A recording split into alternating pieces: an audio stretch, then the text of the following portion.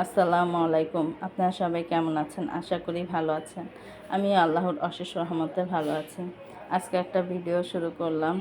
এই তো শুরুতেই দেখাচ্ছি আমার বোনের ছোট্ট একটা সবজির বাগান, সেটাই আপনাদের সাথে শেয়ার করছি। এটা হয়েছে মেহেদি গাছ, তারপর এখানে আছে দুন্দুল গাছ। তা মেহেদি গাছটা দিয়ে দুন্দুল গাছটা ছেয়ে গেছে এমন অবস্থা। এখানে আবার আছে কলমি শাক, নিচে ওপরে আবার আছে এই তো ঢ্যাঁড়স গাছ। তার ঢ্যাঁড়স গাছগুলো খুব মোটা মোটা হয়েছে, ওটা মনে হয় গাছ আলু। তো আমি আবার জিজ্ঞাসা করেছিলাম এটা কি, বলেছে যে গাছ আলু। তাই এখানে দেখেন মাশাল্লাহ কত সুন্দর পুঁই শাক হয়েছে, চকচক করছে।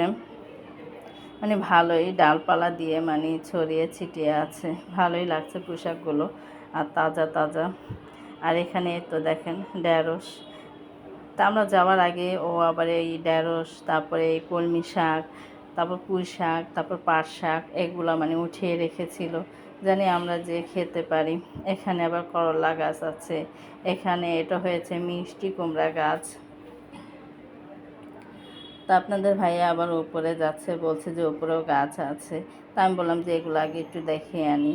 এটা হয়েছে কালো মরিচ। মরিচগুলো এত ঝাল, আমি খেয়েছি খুব প্রচুর পরিমাণ। ছোট ছোট মরিচ কিন্তু খুব ঝাল মরিচগুলো।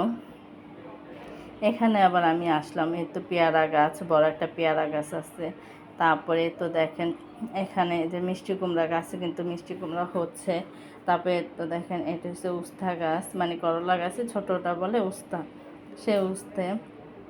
এখন আমি উপরে যাচ্ছি সিঁড়ি দিয়ে। তা ওদের সিঁড়িটা আবার ভালোই চওড়া আছে, উঠতে সমস্যা হয় না। এখানে আবার অ্যালোভেরা। তারপরে তো উপরেও আবার দেখেন ছাদের উপরেও লাগিয়েছে পুঁই শাক। তা ওদের দেখেন বাসা থেকে কত কাছে নদীটা দেখা যায়, খুবই ভালো লাগে। এখানে আবার আমার খালাতো ভাইও ওপরে এসেছে, আদনানের আব্বুর সাথে কথা বলছে। এখানেও দেখেন এই তো কালো মরিচ, তারপর আবার পুঁই শাক। এখানেও মরিচের চারা লাগিয়েছে, মরিচ হয় প্রচুর পরিমাণে। তারপরে এই জায়গায় দেখেন কত সুন্দর পুঁই শাক, তারপর পুদিনা পাতা। তা আমি আবার পুঁই শাকগুলো একটু উঠিয়ে দেখছিলাম, এইগুলো লতের মতো বেড়ে উঠেছে, ভালোই লাগছে। এখানে আবার আছে পেয়ারা গাছ। তো ওদের আরও জায়গা আছে পিছনে, ওদের বাড়ির পিছনে আরও জায়গা আছে, ওখানেও অনেক ধরনের সবজি লাগিয়েছে। তা সেটাও আপনাদের সাথে আমি শেয়ার করব। আর দেখেন নদীর সাইডে কত বড় বড় বিল্ডিং, 5তলা 6তলা 7তলা এরকম নদী। কিন্তু ওই পারে কিন্তু মনে করেন মেন শহর, এটা আবার নদী পার হয়ে এ পার আসতে হয়। কিন্তু এটাও ব্রিজ হবে কিছুদিনের ভিতরেই। এটাও মনে করেন যে ভালোই, এই জায়গাটা খুবই সুন্দর, ভালো লাগে কিন্তু এরকম জায়গায় ঘুরতে আসলে খুবই সুন্দর জায়গাটা।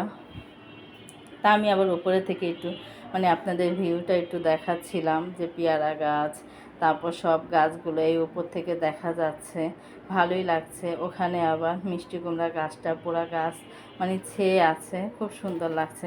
এখানে আবার আমার ভাতিজা উপরে উঠছে, ওর আম্মা আবার খাবার নিয়ে ওর পিছন পিছন দৌড়াচ্ছে, ও জানি না খেতে পারে, এজন্য তাড়াহুড়া করে উপরে উঠে গেছে। বাচ্চারা খেতে চায় না, এটাই হয়েছে বাচ্চাদের সমস্যা। দূরের বা কাছে যে যেখান থেকে আমার ভিডিওটা দেখছেন, একটা লাইক দিয়ে দেখা শুরু করবেন। আর অবশ্যই যদি ভিডিওর কোনো অংশ ভালো লেগে যায় তাহলে অবশ্যই আমার চ্যানেলটা সাবস্ক্রাইব করে দেবেন, বন্ধু হয়ে যাবেন। তা সবাই যদি আমরা সবাইকে সাপোর্ট করি তাহলে আমরা সামনের দিকে এগিয়ে যেতে পারবো ইনশাআল্লাহ, আল্লাহ ভরসা। তাই তো দেখেন এখানে সবাই খেতে বসেছে সকালের নাস্তা। আমার খালাতো বোন আবার ভুনা খিচুড়ি রান্না করেছে, সাথে আছে মুরগির মাংস, ভর্তা, তারপর আছে এখানে রুই মাছের ভুনা, তারপর আবার কালকে শাক উঠিয়ে রেখেছিল, সেই শাকও ভাজি করেছে। তাই আমাদের খাওয়া দাওয়া শেষ। তা আমি আবার একটু বাহিরে আসলাম। তা বাহিরে এসে আমি আবার পাতিলটা উঠালাম। আমি বলছিলাম এই পাতিলে কী, পরে বলছে যে অনেক ভুনা খিচুড়ি রান্না করেছি, তা অনেকগুলো আছে। তা সেটাই দেখলাম আবার উঠিয়ে। পাকের ঘরে আসলাম, দেখি আন্টি চা বানাচ্ছে আর আমার ভাবি হাঁড়ি পাতিল ধুচ্ছে। এখানে আবার আন্টি ফ্রিজ থেকে মিষ্টি বের করছে, সবাইকে দেবে। তা আমাকেও বলছে একটা নাও, তা আমি আবার একটা নিলাম। তা এখানে আবার আমার আম্মা, আমার বড় আন্টি সবাইকেই দিচ্ছে। আর মিষ্টিগুলো খুবই মজা, কারণ এই মিষ্টিগুলো ভালোই লাগে খেতে, চমচম মিষ্টি। আমি এই মিষ্টিটা খুব পছন্দ করি। বেশি মিষ্টি না, একটু হালকা মিষ্টি থাকে, তো আমার কাছে ভালোই লাগে। কিছু মিষ্টি আছে খাওয়া যায় না, প্রচুর পরিমাণে মিষ্টি। তো এখানে আবার আমার বোনের শাশুড়িকেও দিল, মানে আমার মা, ওই মা। এত বড় আন্টি খাচ্ছে, বড় আন্টি বেশি খেতে চায় না, ডায়াবেটিস তো, এই কারণে।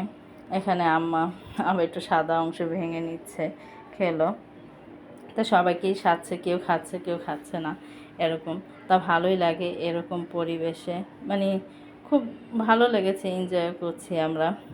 তারপর আমি একটু বাইরে আসলাম, এসে এক আন্টি দেখি কতগুলো হাঁসের বাচ্চা নিয়ে বসে আছে, তো এগুলো একটু দেখলাম। তারপরে তো আমার খালাতো বোন আর আমার মামি বলছিল চলো একটু বাইরে যাই নদীর সামনে।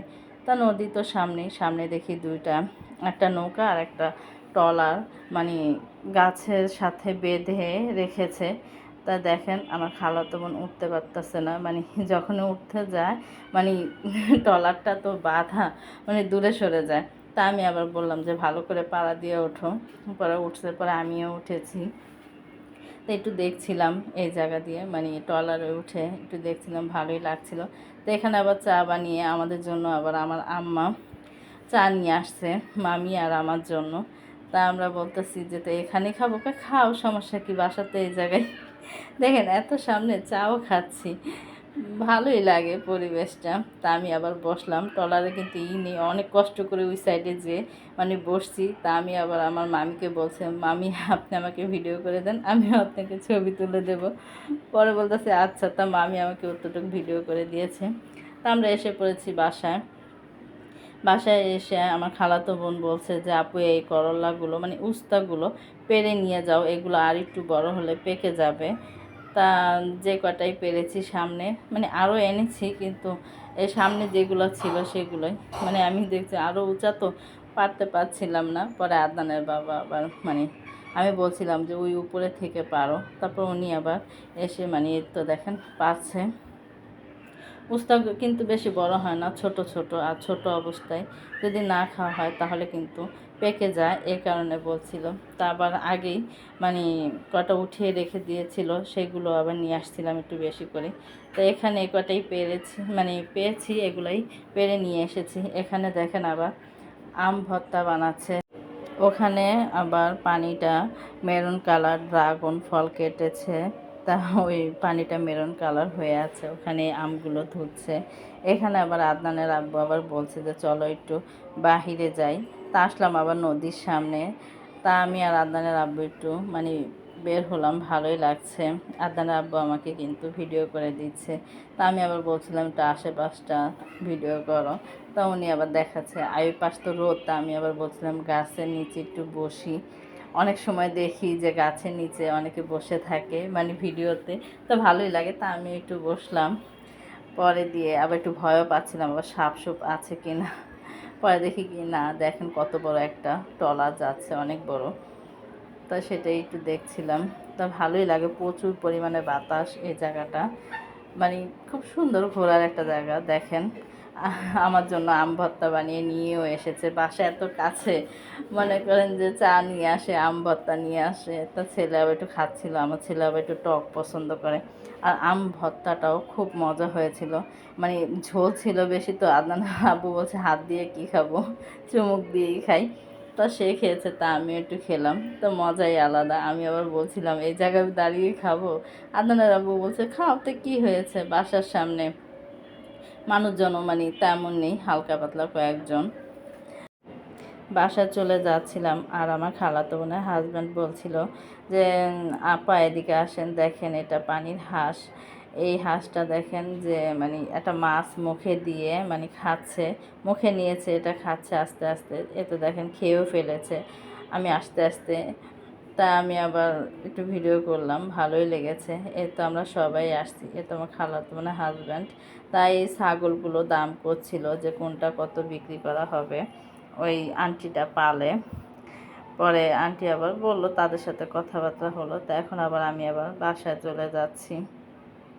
বাসা দেখেন এত কাছে, একটু পরপরই আমরা নদীর সামনে এসে পড়ি, ভালো লাগে।